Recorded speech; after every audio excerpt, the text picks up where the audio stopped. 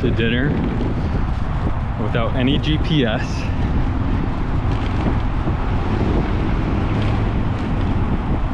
She's leading the way, leading the charge. She's doing a good job. No wrong turns yet, so check in a minute, see how she's doing.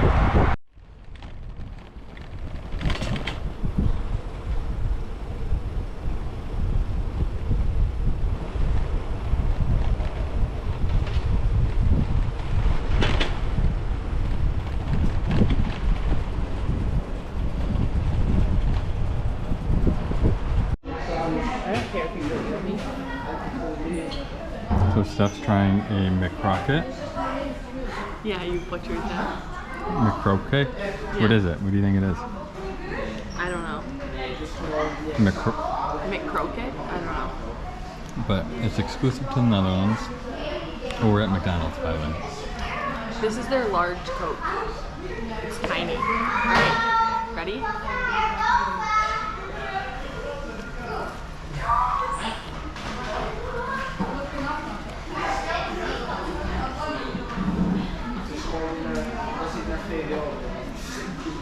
Uh-oh. I'm confused what it is. But it's good. It's good? Mm-hmm. Is it like chicken or what? No, is I it? think it's like bitter balling. Oh, really? That's honey mustard. Or like the mustard that I like. What do you rate it? Like a 7 out of 10. Should the U.S. adopt? No, the US would butcher it. Probably. McDonald's kind of slaps here. Mm-hmm. It's pretty good. Alright. They should adapt the fry sauce. Oh. Another, I don't know if this is Europe or what, but fry So sauce. good. It's banging. Okay. Talk to you later.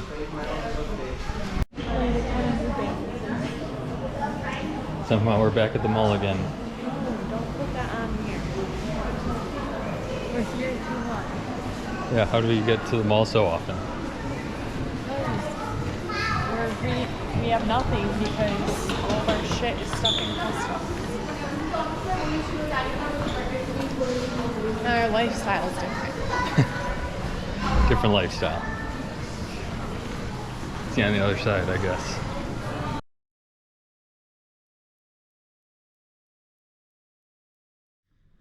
Good morning, friends. It is Friday morning at around 8:30. 8:30. We're on early today. None of our teams are online. Mine But probably is. They get on at 8:30. yeah, 8:30 usually when they start. Anyway, just want to give you a quick update on work. And yeah, we're clueless. Yeah. I didn't understand how you literally could work for the same company and have the same methodology and literally have no idea what you're doing. Yeah, it's very different. Very different. I don't know how, but it is. I guess like one thing is they test a lot less than we do. And they do like fewer procedures and things like that, but it's just so different. I don't know. It's weird. It's like more or less work, but more work. Like the work that they're doing is more work. Like it's not gaining as much like comfort, but it's taking way longer. Yeah. Maybe it's So I our guess, problem. Maybe, yeah, but I don't know. I think there can be a lot of efficiencies that we can probably bring, to be honest. Yeah. We're I'll hoping. find out today. Yeah, right. You will. Yeah. But anyway, like I was doing an inventory reconciliation yesterday, and it took me way too long because I just couldn't understand their work papers. Yeah, like it was in knowing, English. Like, what you're trying to do. Yeah, it was in English, Yeah. but like I didn't really understand what it was giving us as far as like assurance goes and stuff. So like I couldn't understand like why I was doing it, I Yeah. guess. Which made it even harder. Yeah. Dan and I ironically got assigned the same task. Yeah. I finished mine though, so naturally. Well, I didn't have the right PVCs from the client, I'm so. kidding. I didn't finish mine. I had to reach out to the client. But yeah, anyway, a lot different than we had thought, but we're starting to get the hang of it a little bit, and I'm sure by the end of next week we'll be like fully in stride. I'm glad that we came this far in advance before busy season. Yeah, if we just like got dropped into busy season, granted they'd probably have us just tying in like samples, like revenue samples and stuff like that, but That's true. But we would have been like, oh my gosh, it would have been a nightmare. yeah. So they have this thing called the Scrum Master. Also, I don't know if I even gave you more detail about this, but this is my dream job. Yeah. Literally. And as soon as I heard that there were 3 of them and it's their full-time job, I'm like, shit, if we don't get this position in the US, I'm literally never leaving because I will do this. So it's called the Scrum Master, and what he does is he goes in, he or she, I have a guy on the current job I'm on.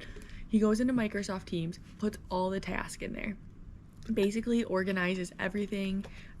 All you have to do as a senior is just assign who does it, but he sets all of it up. And we get to assign who does it in Excel, so super easy. He sets it all up, and then he sets up team meetings with like the junior, who's technically like the intern, from all the way up to the partner, 3 days a week, and you choose what 3 days you want to meet. And then he shares his screen and pulls up all the tasks. And then he goes through person by person and asks them, like, are they waiting on things from the client? Do they think we're going to be able to get them? Does the partner need to step in? Are you struggling with things? Basically all the things that we do as seniors back home. Yeah. In my favorite part of the job. Yeah. And then he like organizes it and just makes sure that like the job is still like going. Yeah.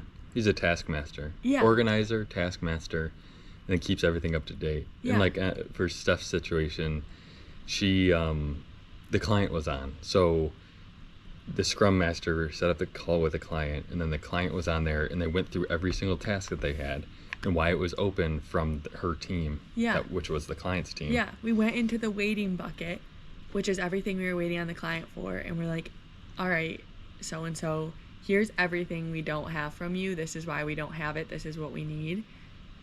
Do you have any issues with any of that? Yeah. Master organizer. Yeah. That's literally their job. Yeah. That's one thing I'm gonna try to bring back to the US. Although I doubt they're gonna think it's a bunch of BS. Yeah. They're gonna be like, someone does not need a full-time job to do this shit. I don't know. But like our partners don't have time to like make sure that their jobs aren't falling behind. Right. And that's the reality of it. That's why they do this. Right. So. Anyway. So yeah, that's nice. Takes a lot of burden off of people. And forces everyone to like chat and get together. So that's nice. Mm-hmm. But anyway, I'm pulling samples today, which should be an intern or new staff task. But it'll probably take me all day to figure out how to do it. Yeah, and I'm working on payroll, which should be easy. Well, I think you're going to be able to gain efficiencies there. Yeah. So like, we fully adopted the risk assessment stuff last year, and I don't know. There's just some differences as far as how they're handling it here. So yeah, and I thought we were doing way too much work. Me naturally, second day or first day of client work, trying to get out of anything, and I'm like, I think we're doing way too much work, and so they're talking to the partner today to see if it's right. But I don't know. We'll see. We'll we see. give you guys an update later after work or something. Yeah, maybe tomorrow. Or was this supposed to be today. Oh, yeah, today. Cool. See ya. Bye.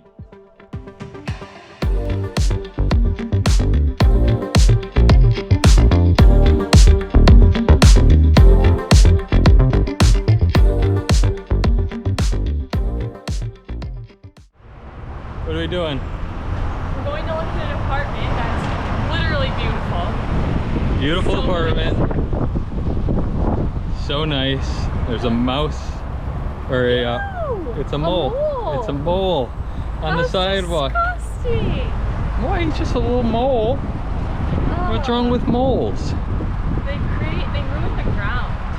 But they're furry. Ask your parents how they feel about it. Yeah. Anyway, going to see a super nice apartment in a super nice area, and outside of everything else, we would probably tell them today that we are interested in their apartment. However, we recently got notified that another apartment in the perfect location with the perfect specs came up on our search, and they want to give us a tour at the end of this month. The problem is this apartment's going to want us to tell them by the end of the weekend whether or not we want to live there or not. So we don't know what to do. Tell this apartment we want to live there and skip out on the perfect apartment, or wait and risk it and not get the perfect apartment, or the perfect apartment isn't as nice in person. Yeah, perfect apartment could be not as nice in person too. Yep. So we don't know. We'll talk to you guys more when we get there. Bye. So we're down at the apartment. I don't know if you could hear us in that last one, but essentially there's two apartments. There's this one here that's really nice. Super good location, super nice interior. We're about to go see it right now, but then we just had another one pop up that's literally perfect for us. The problem with that one is we can't get into it until the end of this month, and we're assuming the one we're about to see now needs a response pretty much immediately. So we're at a crossroads. Do we give this one up and chance it on the perfect location, or do we try and secure one because it's been so hard to get one anyway? I don't know.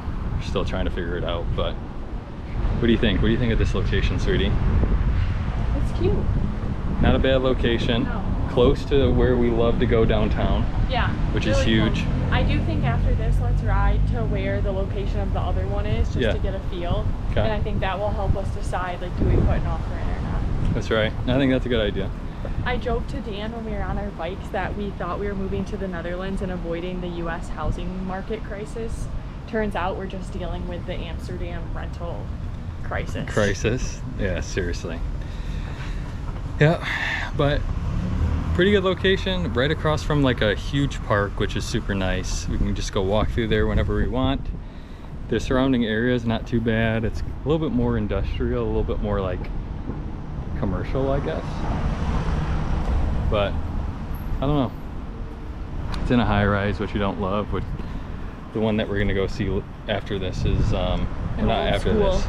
It's an old school from the 30s or something like that. I don't know. We just like it a lot more, but it's a risk, and we don't know if we want to risk it. We've been risking it.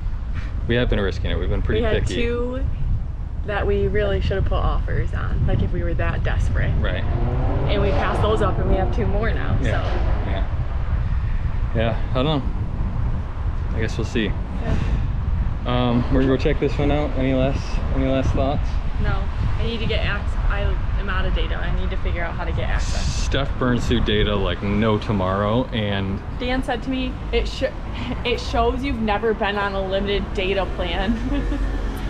yeah. Because Dan's on the same 2 gigs that he's been on since we got here, and I went through, what, 4, I think? Yeah, something like that. All that training with the family Verizon plan, data plan. It's paying off. It pays off, man. It pays off not to use data when you're out and about. But anyway, I'll let you guys know. See ya. Bye. Yeah. So, here we are, back at the park outside of the school. The schoolhouse. The house that's now a school. The school that's now a house. The school that's now a house. So we just went and had some coffee at our favorite coffee shop, New Harvest. New Harvest? Yeah, New Harvest. New Harvest.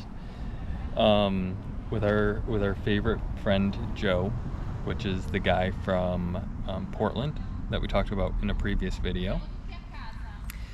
Nicest man in the world. He owns a coffee shop. He moved from Portland. I think we talked about all this already, but so when we walk in, he's talking to this lady, and as soon as he sees us, he whispers to her, he's like, "Do you have any apartments available?" And she was like, "Yeah, I do." So then he said to us, he's like, "Hey, you guys still apartment hunting?" And we're like, "Yeah, we are." And he's like, "Well, this is my landlady. She might have some apartments available." So we got to talking with her, and she took down her information. She talked about one apartment that she's got that she might rent to us, and then she knows a bunch of the people around the area. So she might be getting us in contact or hooked up with some of those people too. I don't know. Crazy stuff. Yeah. Right after we just got done looking at that last apartment, we don't really know what we're doing as far as putting in an offer on the last apartment, where we want to live, all that kind of stuff. Well, we know where we want to live. Yeah, here. We just had coffee, and then we got dinner. It's the cutest street in the whole world. Yeah, this whole area. I love this place. Yeah, this area is perfect. So I don't know. Do we risk it? See what happens with the schoolhouse apartment and our new friend? Do we try and secure something that's not our favorite, but could be the safe bet? A lot to think about. You saying this, like how you just talked, like made me feel like I was on like some TV show or something. I think what we're gonna do. Do you roll the dice? Yeah. Or do we risk it for the biscuit? No, I think what we're gonna do is, the apartment that we viewed earlier today said, like, just send us some basic information and we'll let you know if we want you to apply. So we might just send them that and then not send them our whole like application package, which kind of shows we're not as eager, but also can buy us enough time. And if that's meant to be, then they'll be like, "Hey, yeah, we still want to see this stuff." Then maybe we send it. The whole thing. Yeah, and I mean, we still have the weekend, and if we hear from her early next week, the other lady, I don't know.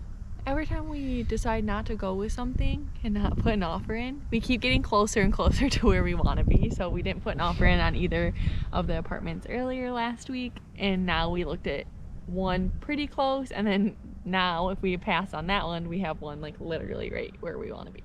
So I don't know, I feel like we're just getting closer and closer. The problem with the one that we can't see until August 31st is that it's not available till October 1, and we have to pay 12 months rent.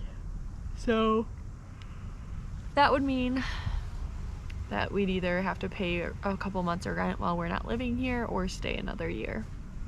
So, which neither are that bad. Yeah, exactly. Because once we move back, Mom and Dad, we're staying with you for at least 2 months. I hope the new house has enough bedrooms for all the kids to live there. Seriously, because we might be there for 2 months to 2 years, somewhere in between there, to recoup all of our our money spent. Yeah. We're just living this next year, next 2 years, like it's the last years of our lives. That's right. Hey, you never know. Hey, we'll never be this age again living in Europe, so. Yep, that's right. We can save enough money when we get home. That's right. Anyway, quick update there. I think we're putting up a video tonight. Might do like a quick little recap video or like clip after this.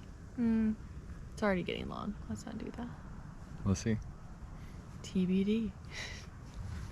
Time to ride back, and then what? Chilling? Yeah. I feel really tired all of a sudden. Yeah, same. But about a 30-minute ride back.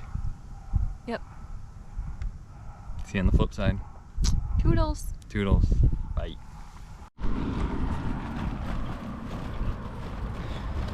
Thing about living near where we work, wherever we go see an apartment, we know it's generally what our ride to work in is going to be every day. Nothing like a little pure Holland action going on.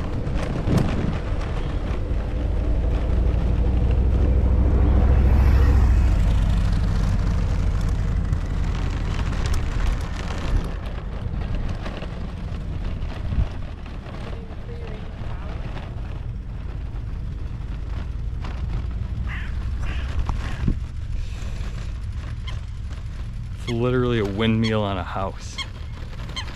That's crazy.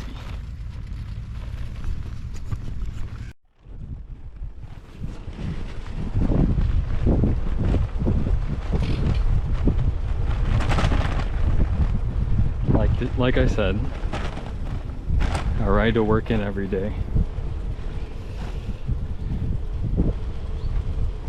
Isn't too bad. Oh, just pointed out a sunflower field. Goes all the way over there. Wow. Yep.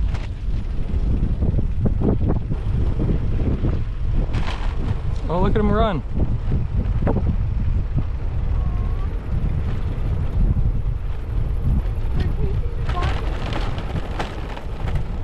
What are they doing? Oh, a bunny?